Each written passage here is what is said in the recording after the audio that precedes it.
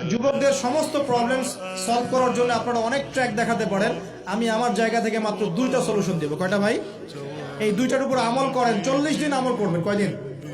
Prescription করছি, মাত্র 40 দিন। যদি 40 দিন আমল করার পরে যুব সমাজ এখান থেকে বের না হতে পারে, তারপরে আমার সাথে যোগাযোগ করেন। আমার কথা বলেন যে ভাই আপনার কথা কাজ হয় নাই, এটা বলে দেখেন। লক্ষ লক্ষ যুবকের জীবন এভাবে চেঞ্জ হয়েছে, লক্ষ লক্ষ, একটা দুটা না। ইনশাল্লাহ আপনারটাও হবে। ইনশাল্লাহ যখন নিঃসন্দেহে এই কথাগুলো লক্ষ লক্ষ কোটি কোটি মানুষের কলিজার মধ্যে আসার করবে ইনশাল্লাহ। আমি জাস্ট 2টা সলিউশন বলবো, অনেক বেশি কথা বলবো না।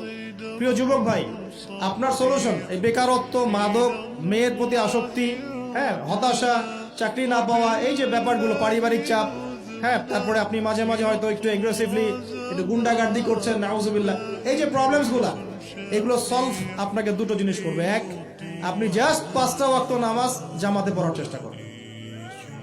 একটা 5 ওয়াক্ত মানে 5 ওয়াক্তই, মানে আপনাকে ফজরে উঠতে হবে, এশার নামাজও পড়তে হবে।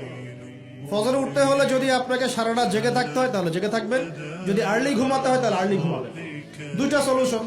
মানে এখন তো অনেকেই রাত চলে যায় 3টা, 3:30, 4টা পর্যন্ত জেগে থাকে, কারণ এখন তো দিন রাত হয়ে গেছে, রাত দিন হয়ে গেছে, তাই না? এটা ক্ষেত্র বিশেষে জায়েজ হতে পারে, কিন্তু সবসময় এটা করা যাবে না। যেমন রমজান মাস, দেখা যায় রাতের বেলা অনেকে ইবাদত করে না, একবারে ফজরের নামাজ পড়ে হয়তো জিকির আজকার তেলাওয়াত করে মানুষ ঘুমায়, এটা আলাদা বিষয়, কিন্তু সারা জীবন তো এই কাজটা করা যাবে। তো আর্লি ঘুমানোর চেষ্টা করা ভালো। যদি না পারেন, যদি আপনার রাত জাগতেই হয়, তাহলে ফজরের নামাজটা পড়ে অ্যাটলিস্ট ঘুমাবেন। ঠিক আছে? 1 নাম্বার, 5 ওয়াক্ত নামাজ জামাতে। যদি জামাত না পান, বাসায়।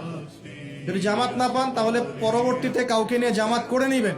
একবারই পান নাই, ঘুমিয়েছিলেন, কোনো সফরও ছিলেন বা ইত্যাদি, আপনি একা হলেও পড়ে নিবেন।